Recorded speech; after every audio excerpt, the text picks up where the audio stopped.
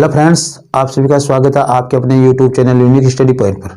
मैं हूं आपकी मंजिल का साथी सुरेंद्र कुमार काला और अपने जो टॉपिक चल रहा है एनटीपीसी पेपरों का जो सॉल्यूशन कर रहे हैं हम पीछे आए हुए के उनका, तो RRB NTPC stage first 30/3/2016 shift 2 में जो आया वो पेपर आज शुरू करे। कल हम फर्स्ट वाला किया था, कल और परसों में 2 दिन में एक पर पेपर हल करते हैं। 15 क्वेश्चन करके 30 क्वेश्चन मैथ के आते हैं वो हल कर लेते हैं हम यहाँ पे।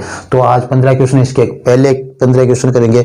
और यदि आप हमारे वीडियो को YouTube पर देखते हो तो आप हमारे चैनल को सब्सक्राइब कीजिए यदि हमारा वीडियो आपको अच्छा लगे तो, और यदि आप फेसबुक पर देखते हो तो हमारे पेज को लाइक कीजिए, वहाँ पे यूनिक स्टडी पॉइंट के नाम से हमारा पेज है। ओके, आगे बढ़ते हैं। तो देखो पहला क्वेश्चन क्या है, दो संख्याओं का लस है 78 है तो तथा उनका अनुपात 2:3 है, तो दो संख्याओं का योगफल ज्ञात करो। देखो आपको मालूम हो तो हमने ऐसे किया था, क्या किया था, यहाँ पे लिया था हमने HCF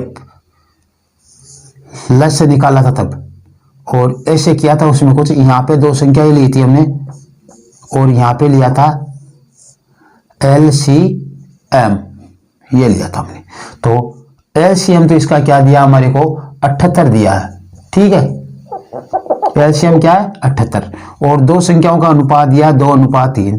तो हमने HCF से सीधा जो एलसीएम निकाला था उसका सूत्र लगाया था हमने, क्या लगाया था, HCF इंटू दोनों संख्याओं का अनुपात का गुणनफल बराबर 78। तो देखो H गुणा HCF को H ले लिया और इनका गुणनफल कितना हो गया 6 बराबर 78, और HCF बराबर क्या हो जाएगा, 6 का भाग देंगे तो 13 आ जाएंगे। HCF क्या आ गया हमारा 13 आ गया। अब आपको इसको मालूम है, इसमें आपको बताया गया था कि इन दोनों अनुपातों को जोड़ के यदि HCF से गुणा कर दिया जाए तो योगफल आ जाता है संख्याओं का, क्या आ जाता है, योगफल आ जाता है। तो देखो 2 + 3 इंटू HCF आया आपका 13, और ये कितना हो गया 5 × 13 बराबर 65। तो इन संख्याओं का योगफल कितना होगा 65। 5 HCF 13 और इसको गुणा करेंगे 5 × 13 बराबर 65 योगफल, ठीक है। ऐसे एक डायग्राम बनाया था, जाकर देखना, हमने LCM HCF की जो क्लास पहली क्लास थी उसी में ये चीज बताई गई थी, ठीक है। तो अपना इसका उत्तर हुआ कौन सा, सी, क्या है, सी। अब हम आगे बढ़ते हैं दूसरे नंबर के क्वेश्चन पर। सर्दी बहुत ज्यादा है तो ये जम जाती है साथ के साथ ही, हालत बेकार हो रही है।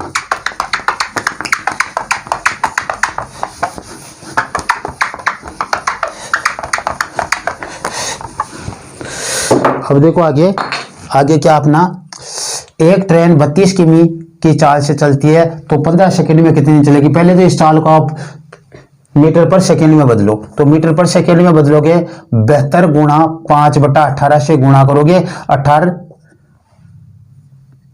चौक 72, और ये हो गया 20 मीटर पर सेकंड, क्या हो गया पर सेकंड। अब क्या कह रहा है, दूरी ज्ञात करो 15 सेकंड में, तो ये 15 सेकंड से इसे गुणा कर दो, 4 गुणा दूरी बराबर समय आता है, सॉरी 4 गुणा समय बराबर दूरी आती है, क्योंकि सेकंड से सेकंड ये कट जाएगा। तो कितना हो गया 15 दूना 30, 300 मीटर, क्या आया इसका 300 मीटर। 300 मीटर इसका जो ऑप्शन है वही इसका जवाब होगा बी, 300 मीटर, ठीक है। फिर आगे हम जो क्वेश्चन कर रहे हैं वो है, इससे तो फिर भी सही हो जाता।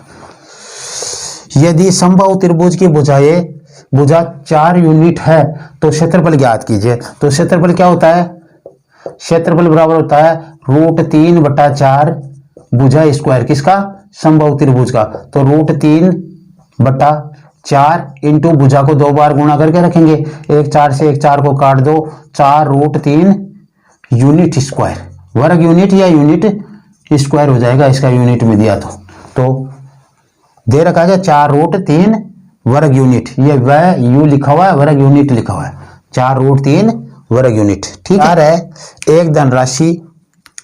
एक निश्चित धनराशि पर 2 वर्षों में 10% वार्षिक साधारण ब्याज की दर से 2000 रुपये का ब्याज मिलता है। यदि इसी धनराशि पर वार्षिक चक्रवृद्धि ब्याज मिलता तो प्रभावी ब्याज की दर क्या होती। तो आप इसमें 2000 ये छोड़कर आप सीधे कर ले, इसको मूलधन निकालोगे, और इतना करने के बजाय क्या करो आप, देखो CI बराबर होता है 2 वर्ष का SI into R square, oblique R square, यहाँ पे आर का स्क्वायर यानी 10 का प्रतिशत का स्क्वायर, और यहाँ पे एस आई यानी आर इंटू टी, ये क्या होता है R into T, R into T 2 को 10 से गुणा करने पर 20%।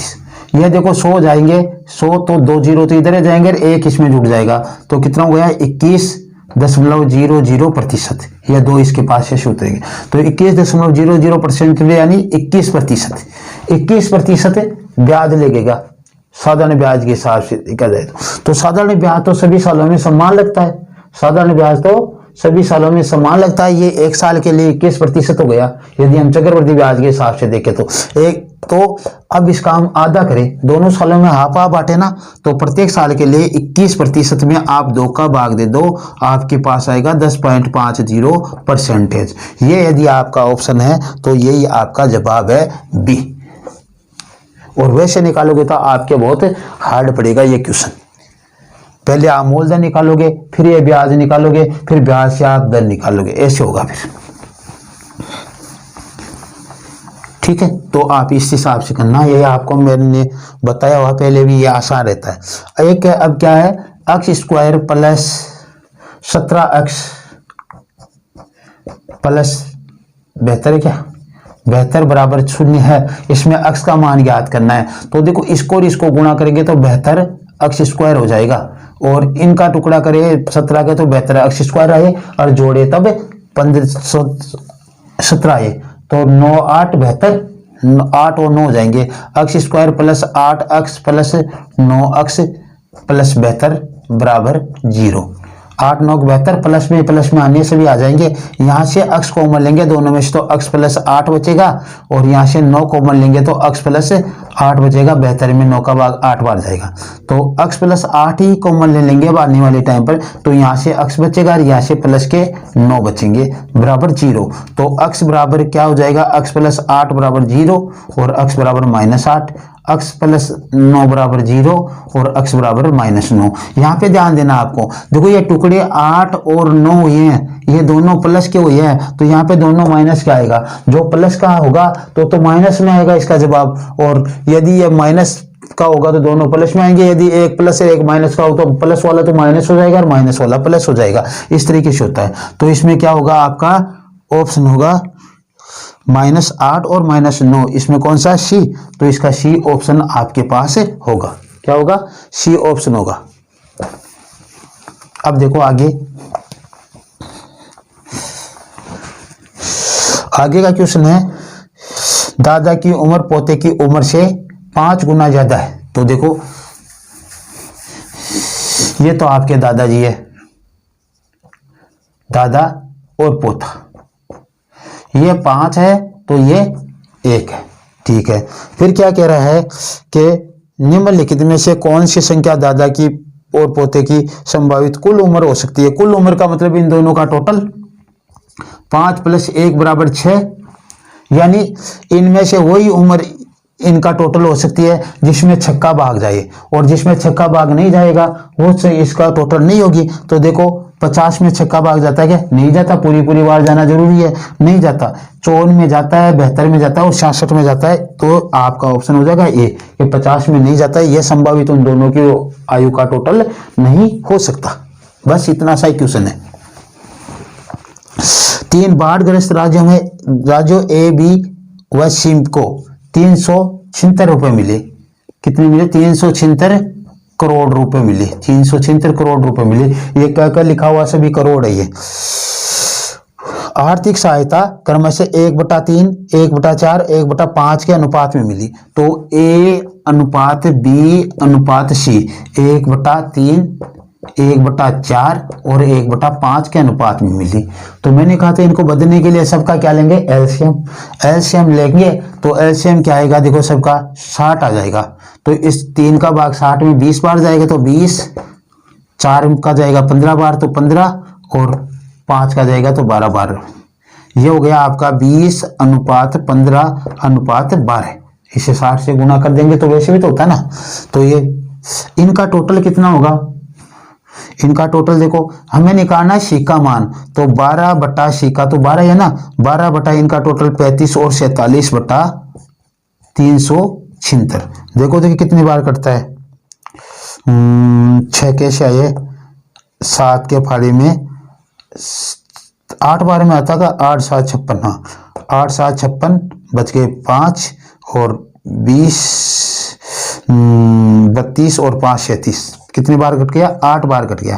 तो 12 अंटे 96 करोड़, कितने मिले, 96 करोड़ रुपए मिल गए। तो 96 करोड़ जो इसका ऑप्शन है वो सही है आपका डी। क्या है, डी। 8वां क्वेश्चन है कि कोस माइनस 780 डिग्री का मान होगा, कोस माइनस 780 डिग्री का मान क्या होगा। देखो कोस माइनस थीटा होता है, उसका मान कोस थीटा ही होता है, यह ध्यान रखना, यानी ये प्लस में हो जाएगा। तो आप कोस माइनस 780 डिग्री बराबर कोस 780 डिग्री रखो इसको। फिर देखो इसको आप टुकड़ों में करोगे तो कोस 360 दूना 720 प्लस ये कितना हो जाएगा 720 यानी 60 हो गए 780 हो गए। अब देखो इसको आप देखोगे तो इस नजरिए से देखो, आप कोस 2 गुणा 360 डिग्री प्लस 60, यानी ये कौन सा है, 60 प्लस 360 प्लस है, यानी ये बदलेगा नहीं, क्या आएगा कोस, क्या कोस ही रहेगा, क्यों, तो कोस का कोस ही रहेगा। तो उस पोजीशन में ये 60 हो जाएगा कोस 60, और कोस 60 का मान 1/2 होता है, कोस 60 का मान 1/2 होता है, जो 1/2 है वही इसका ऑप्शन है सी। क्या है, सी ऑप्शन है इसका। अब देखो आगे हम 9वें क्वेश्चन पे चलते हैं। क्वेश्चन नंबर 9 की बात करते हैं तो 9वां क्वेश्चन है अपना, 30 पुरुष एक काम को 80 दिनों में कर सकते हैं, तो 20 पुरुष उससे दुगने काम को कितने 2 गुना हो गया। देखो तो M1 बराबर 30 है, पुरुष मान लो, महिला मान लो, W1 मान सकते हो, कोई प्रॉब्लम नहीं इसमें, M1 मान लिया हमने वो पुरुष, और D1 कितना है 80, और जो आपका W1 है कार्य वो 1 है, ठीक है। फिर आगे क्या है आपका, यह है M2 बराबर 20, और हमें D2 का मान निकालना है, और W2 का मान क्या है 2 है। तो इसका सूत्र था M1 D1 बटा W1 equal to M2 D2 बटा W2। तो रख लो मान, M1 30 गुणा 80 बटा W1 का मान 1, M2 20 गुणा D2 कर लो, यहाँ पे धीनी तो निकालने में, और इसका मान क्या होगा 2, क्योंकि कार्य दुगना हो रहा है इधर, तो 2 होगा, दिखाई दे रहा ना आपको। हाँ, तो उसके बाद में देखो ये D2 का मान निकालेंगे हम, तो D2 बराबर 30 गुणा 80, ये 2 इधर जाकर गुणा में हो जाएंगे, तो या यहाँ पे काटोगे, यहाँ कर लो इधर ले जाके, और ये 20 आ जाएगा इसके नीचे, इसको इससे काट लो 10 बार, और 1 0 से 1 0 काट दो, 8 ये 24 240 डेज, यानी 20 आदमी उसके दुगने काम को 240 दिनों में पूरा करेंगे, और उसका ऑप्शन है आपका सी। क्या है, सी ऑप्शन है उसके लिए। अब हम आगे बढ़ते हैं 10वें क्वेश्चन की तरफ। 10वां क्वेश्चन है आपका, कह रहा है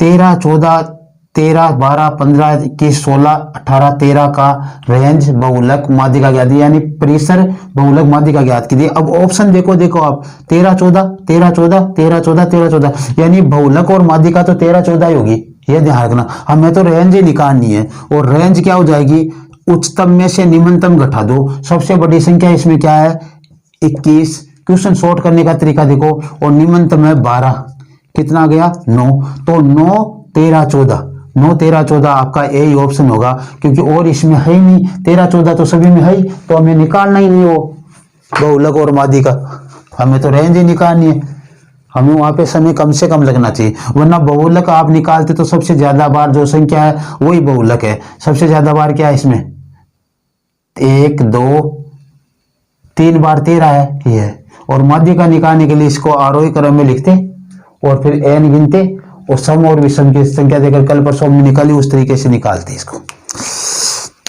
वृत्त ए और वृत्त बी दोनों की त्रिज्या 4-4 सेंटीमीटर है, एक की त्रिज्या भी 4 सेंटीमीटर है।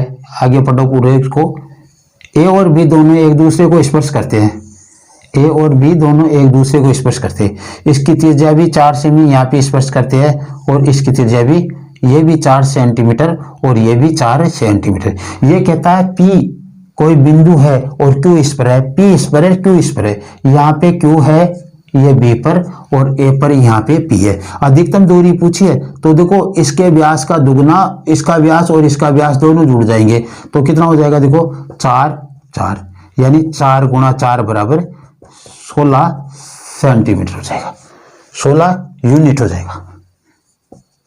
ऐसे निकालोगे आपको झट से मालूम चल जाएगा। ठीक है, यानी दोनों के व्यास को जोड़ना हमारे को और कुछ नहीं करना। यदि ये अलग अलग भी होते, दोनों की त्रिज्या सेम नहीं होती, अलग अलग बताई जाती, तो इसका व्यास और इसका व्यास यानी ए का व्यास प्लस बी का व्यास, बस इनको जोड़ते ही ये मान आपके पास आ जाता। तो क्या होगा इसका 16, डी ऑप्शन। न्यूनतम के लिए तो ये 0 हो जाता क्योंकि वहां पे मान लेते हैं हम स्पर्श बिंदु को ही दोनों को, अधिकतम के लिए निकालना। अब क्या कह रहा अगला कि 8 4 8 7 का चतुर्थानुपात। तो देखो 4:8 समानुपात 7 अक्ष।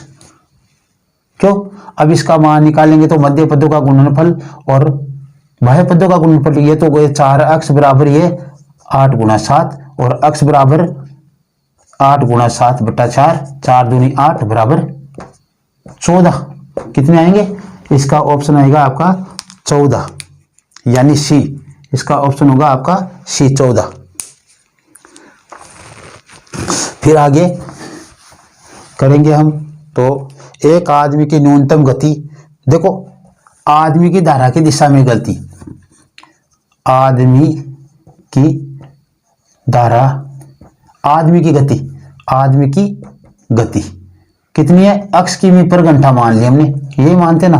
और धारा की गति, धारा की गति कितनी होगी, वाई किमी पर आवर, और ये दिया आपको 4 किमी पर घंटा, वाई का मान। ठीक है, और ये कह रहा है धारा की दिशा में, धारा की दिशा में आदमी और धारा की दोनों दिशा जुड़ेगी तो अक्स प्लस वाई बराबर इसने क्या दिया है 21 किमी पर घंटा दिया।